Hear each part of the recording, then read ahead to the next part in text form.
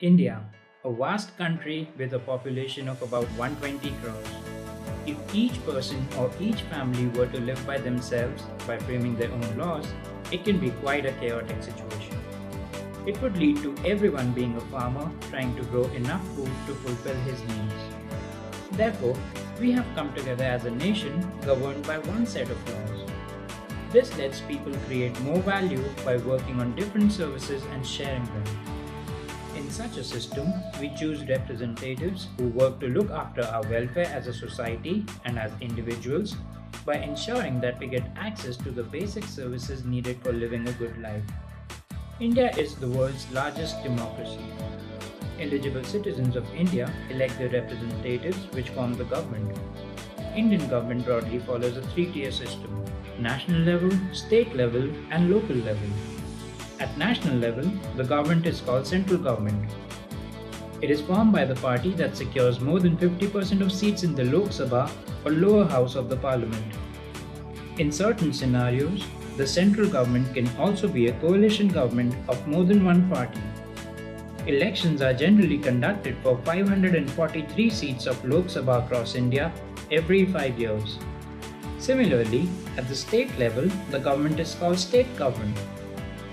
The state government is formed by either a single party that secures more than 50% of seats in the Vidhan Sabha, known as State Legislative Assembly, or can be a coalition government.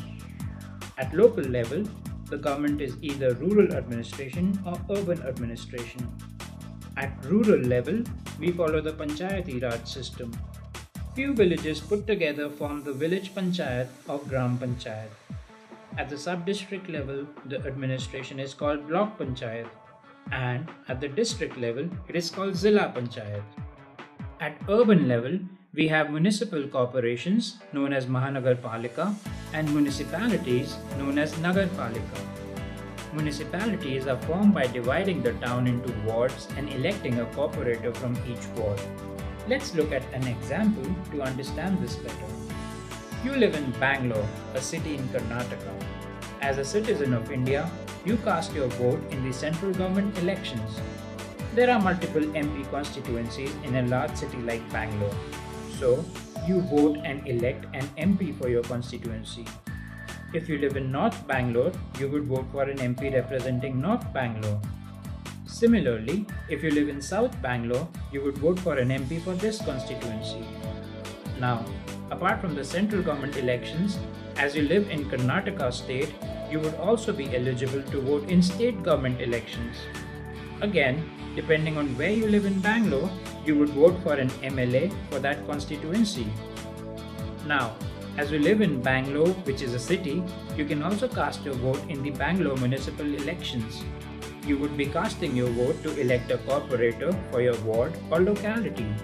However, if you live in a village near Bangalore, you would cast your vote to elect your MP, MLA, and your local gram panchayat or block panchayat or zilla panchayat representative as applicable. In the previous section, we learned that we can cast our votes to elect different representatives.